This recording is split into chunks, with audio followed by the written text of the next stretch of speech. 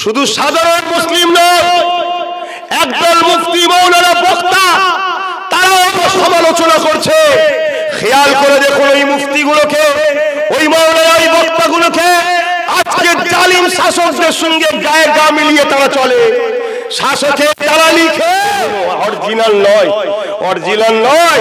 তোদের এই বলার জন্য আবার একটা এসেছে কি 170 স্পিডে ঝড় আর ভূমিকম্প, ইজা জুলজিলাতিল আরদু জিলজালাহা।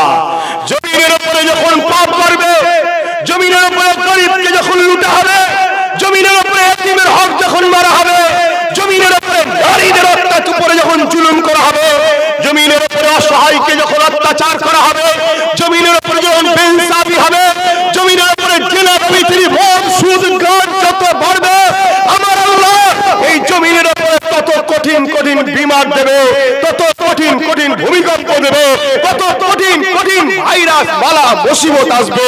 তাই বলি সুধরে যাও মুসলমান, সুধরে যাও। তুমি কি ভাবছো আমার দুবেলা দুমুঠো খাওয়া তো হচ্ছে কারো ভিক্ষাতে? তোমার খাওয়া বেরিয়ে পড়বে। কবরে ঢুকলে 99টা সাপ, দুমুখো সাপ 99টা থাকবে। হ্যাঁ, আজ যখন আব্বাস সিদ্দিকী বলে হক কথা, আজকে একদল মুনাফিক আবু জেহেলের চালার আমার সমালোচনা করে না, করে না? আওয়াজ দেব না। দুঃখের বিষয় ওরাও মুসলিম দাবিদার। এই অমুসলিমরা করে না, মুসলিম মুসলিম দাবিদার। শুধু সাধারণ মুসলিম নয়, একদল মুফতি মাওলানা বক্তা তারাও সমালোচনা করছে। খেয়াল করে দেখুন ওই মুফতিগুলোকে, ওই মাওলানা ওই বক্তাগুলোকে আজকে জালিম শাসকদের সঙ্গে গায়ে গা মিলিয়ে তারা চলে। শাসকের তারা লিখে আজকে তারা আমার সমালোচনা করে। কেন? আমি জুলুমের বিরুদ্ধে কথা বলি, মুসলিমের পক্ষে দাঁড়াই, আমি অত্যাচারের বিরুদ্ধে কথা বলি, অসহায়ের পাশে দাঁড়াই, আমি এতিম গরিব বিধবাদের পক্ষে দাঁড়াই, আমি আদিবাসী দেখি না, দলিত দেখি না, সাঁওতাল দেখি না, বাগদি দেখি না, যার উপরে জুলুম হয় তার পাশে দাঁড়িয়ে যে জুলুম করে তার বিরুদ্ধে কথা বলি। কারণ ইসলাম, জোরে বলুন সুবহানাল্লাহ, আর জোরে বলুন সুবহানাল্লাহ। সমালোচনা হয় না, হয় না? করো না বাবা, করো। যারা মোস্তফা জানের রহমতের গোলাম হয় তারা দুনিয়াতে বাঁচার স্বপ্ন নিয়ে আসে না, তারা দুনিয়াকে বাঁচাবার স্বপ্ন নিয়ে আসে। আর বাঁচাতে গিয়ে তাদের মনে তামান্না থাকে কখন আল্লাহর রাহে কুরবানি হব, কখন আল্লাহর রাহে কুরবানি হব, কখন শহীদ হব, কখন কুরবানি হব, কখন শহীদ হব, কখন কুরবানি হব। কেন?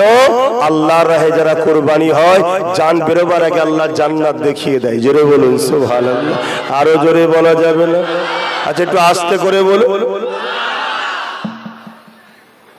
এখনো সময় আছে, তোমরা যদি নবীর উম্মত হও শুধরে যাও। আর অমুসলিম যদি হয় আমি তার বিষয়ে কিছু বলতে আসিনি, কারণ আমি আমার ধর্মের সভায় এসেছি। যখন দেশের একটা নাগরিক হিসাবে কোনো জায়গায় দাঁড়াবো জনসভায়, তখন মুসলিম অমুসলিম সবাইকে লক্ষ্য করে একটা নাগরিক হিসাবে কথা বলবো। এখন এসেছি আমি একজন ধর্মের অনুসারী হিসাবে, ধর্মগুরু ঘরের ছেলে হিসাবে, স্বাধীনতা সংগ্রামী পীর আবু বকর সিদ্দিক তিনার ঘরের চতুর্থ প্রজন্ম হিসাবে ধর্মীয় মাহফিলে এসেছি ধর্মের কথা বলতে। তাই আমার কওমকে সাবধান করছি, তোমাদের কাজ যাত্রা নয়, ফাংশন নয়, গান নয়, জুয়া নয়, মদ নয়, সিনেমা নয়, জালিম অত্যাচারী শাসকদের পা চাটা তোমাদের কাজ নয়। তাদের পা ধরে টেনে ফেলে দিয়ে এতিমকে হাসানো, গরিবকে হাসানো, বিধবাকে হাসানো, সমাজে ইনসাফ প্রতিষ্ঠিত করা, ইনসানিয়াত প্রতিষ্ঠিত করা, দুর্নীতিকে বন্ধ করা, এই সমাজে একটা সভ্য সমাজ গড়ে তোলা তোমাদের কাজ। এজন্য আল্লাহ তোমাদেরকে উম্মতে মুহাম্মাদি করেছে। আজকে ডিউটি যদি পালন না করো দুনিয়ার কোন অফিস আদালতে তুমি মাইনে পাবে? কথা বলো। উম্মতে মুহাম্মাদি তোমার ডিউটি যদি তুমি পালন না করে ইসলাম বিরোধী কর্মকাণ্ড এবং তাদের সঙ্গে জড়িয়ে থাকো, তুমি আখিরাতে মাইনে পাবে না, জান্নাত পাবে না, জাহান্নামেই যেতে হবে। আর একটু বলবো না থাকবে? কারা কারা শুনতে চাইছেন হাত তুলে দেখান, লম্বা করে হাত তুলুন। এ কথা ঠিক তো নাকি? বলি অসুবিধা হচ্ছে? হাত লম্বা করে। অসুবিধা হচ্ছে কেন? উপর থেকে গরম লাগছে, আমি তো ঘেমে যাচ্ছি বাড়ি। একটু আগে ঠান্ডালে ঢুকলাম, এবার গেমে যাচ্ছি। বসুন। আপনার কষ্ট নিচ্ছেন আমার কথায়? আপনি আমার ভাই নয়, আপনি আমার নবীর উম্মত নয়, আপনি আমার দাদা পীরের সিলসিলার অনুসারী অনুগামী নয়। কথা বলুন। আমার কি দায়িত্ব নেই আপনাকে জাহান্নাম থেকে বাঁচিয়ে জান্নাতের রাস্তা দেখাবার? আমার কি দায়িত্ব নেই আপনাদের ঘরে অত্যাচারী ফিরআউন নমরুদের অনুসারী থেকে সরিয়ে মুস্তাফার দ্বীনের পক্ষে নিয়ে যে নবীর ওয়ারিস উলামাদের পক্ষে নিয়ে আসার কথা বলার অধিকার আছে না? না। কিন্তু আজ দুঃখের বিষয়, উলামাদের মধ্যে আবার দুটো দল হয়ে গেছে। উলামাদের মধ্যে কটা দল? এই দলটা হবে না হবে না? আমার নবী বলেছে হবে। আপনারা রুখবেন নাকি? নবী বলেছে হবে। কেন? ওটাও ইমানদারের জন্য পরীক্ষা, আমাদের জন্য পরীক্ষা। এক উলামাকে বলা হয় খায়রুল উলামা, আর একটা হলো শাররুল উলামা। একটা ভালো আলেম আর একটা হলো খারাপ আলেম। ভালো আলেম কে? যে সর্বসময় আল্লাহ ও রাসূলকে খুশি করার জন্য যেমন ইবাদত বান্দেগীর কথা বলবে, তার থেকে বেশি বেশি জুলুমকে এই দুনিয়া থেকে খতম করার কথা বলবে। জোরে বলুন সুবহানাল্লাহ। কেন? আমার নবীর ইতিহাসই তো আমরা জানি না।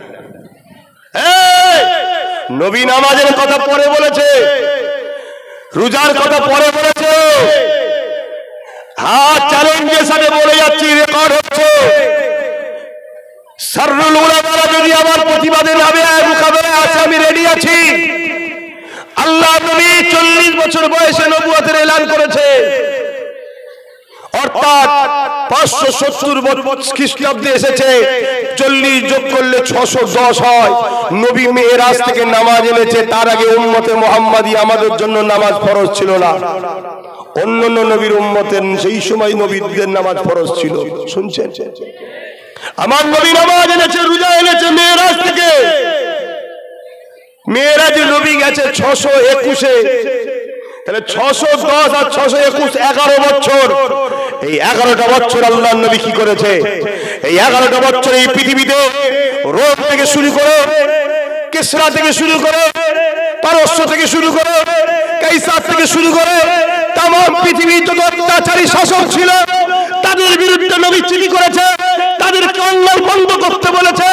যত বদমাইশ লম্পট লুটেরা সন্ত্রাস জঙ্গি আতঙ্কবাদ ছিল তাদের বিরুদ্ধে নবী আমার সংগ্রাম করেছে।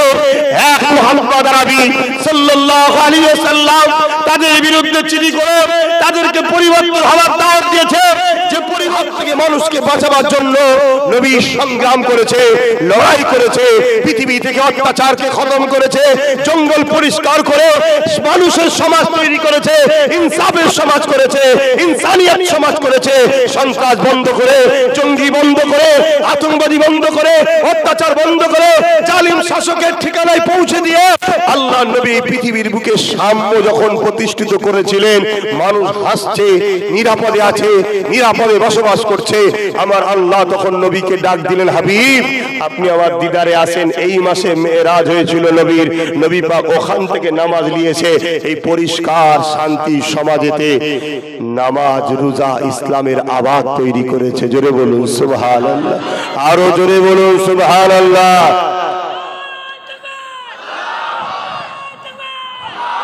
তুমি মুসলমান দাবি করছো, উম্মত গুলোকে শুধু নামাজ দেখাচ্ছ।